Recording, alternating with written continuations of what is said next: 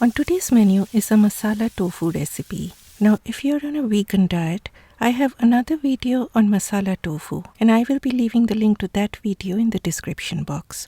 Namaskar and welcome to Curries with Bumbi. I used extra firm tofu. I discarded the water in which the tofu was submerged, then rinsed it briefly under tap water. Next, I put the tofu in this tofu press to get rid of any excess water. Do not worry if you do not have a tofu press. Just wrap the tofu in paper towels and put a weight on top. In my vegan tofu masala video, I showed how to do that, so please check it out. Heat about 2 tablespoons of oil over medium heat. When the oil is just warm, add 1/4 of a teaspoon of turmeric powder and 1/4 of a teaspoon of Kashmiri red chili powder. Remember one thing, that the oil should just be warm and not too hot when you add spice powders, or else they will burn. Next, add the tofu in a single layer. This time the tofu that I bought had one portion which looked a bit raggedy. I don't know why it was looking so crumbly at one end. Anyway, use a non-stick pan when frying tofu to prevent them from sticking to the pan. When you want to turn them, if you see them sticking to the bottom of the pan, then give it some more minutes.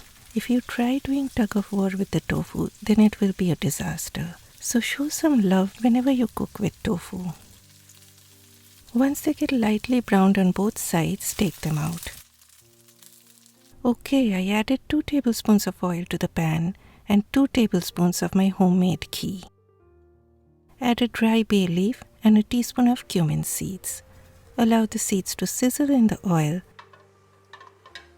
Then add finely chopped onion, along with a pinch of salt that helps the onions to soften down faster. Fry the onions on medium heat till they start to get a little browned up. Then add finely grated ginger and garlic. Fry for about a minute on medium to low heat. Next, I added a little bit of sugar. The caramelization of sugar brings in a nice color to the gravy. At the same time, sugar is totally optional. The onions have turned soft and jammy. Next, I added pureed tomatoes. I pureed 2 medium-sized tomatoes in my blender jar to a smooth paste. I added little water to my blender jar to get all that goodness. Stir on medium heat from time to time till the tomatoes become thick. In the meantime, here I have taken 2 heaped tablespoons of plain unflavored whole milk yogurt. In it, I added 2 tablespoons of gram flour, that is besan. Besan brings in a thickness to the gravy. If you do not have besan, you can use plain flour or garbanzo bean flour or maybe almond flour. Gram flour brings in a beautiful nutty flavor. Next comes the spice powders. A teaspoon of Kashmiri chili powder, a teaspoon of sweet paprika, which I use to get that bright red color, half a teaspoon of turmeric powder, a heaped teaspoon of coriander powder, that is dhania powder, and a teaspoon of my homemade garam masala powder.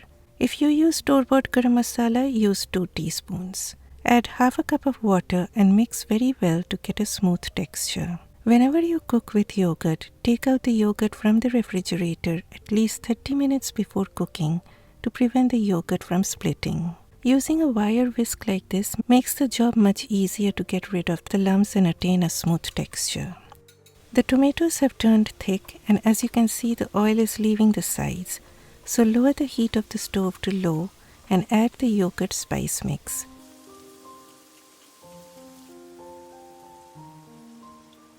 Immediately after adding the yogurt, start stirring vigorously on low heat till you start seeing bubbles.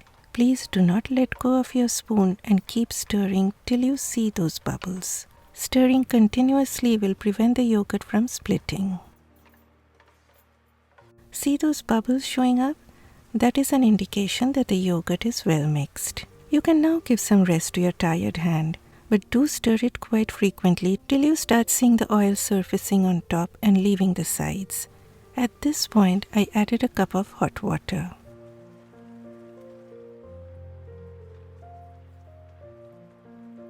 I again added a teaspoon more of sweet paprika along with salt, as I wanted a more deeper red color. You can also use Kashmiri red chili powder if you do not have paprika. But though Kashmiri chili powder is said to be mild in terms of heat, it can still be overwhelmingly hot for some people. I added another cup of water as things were looking too thick. If you want a very thick gravy, then add less water. But remember that since we added gram flour, the gravy will thicken up more once it cools down. I added a teaspoon of crushed kasuri methi, that is dried fenugreek leaves. Unfortunately, there is no substitute for kasuri methi. The curry will still be delicious if you do not add it, but kasuri methi does bring in a beautiful flavor when added. Next, cover on low heat for 5 minutes. In between, remember to give a stir to make sure nothing is sticking to the bottom of the pan. After 5 minutes, do a taste test and adjust the seasonings if required. Add the fried tofu and mix gently. You can add a little bit of cooking cream at this point to get more richness, or maybe milk.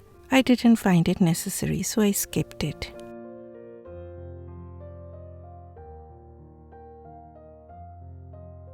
Cover on low heat for 3 minutes. After 3 minutes, add chopped coriander leaves or any herb of your choice, and you are done. Remove the bay leaf before serving. You can serve this with rice, roti, paratha, naan, or pulao. It really turns out to be very delicious, and you are going to love it. Please send me your feedback after trying this recipe, and please do not forget to click that like button. Bye bye.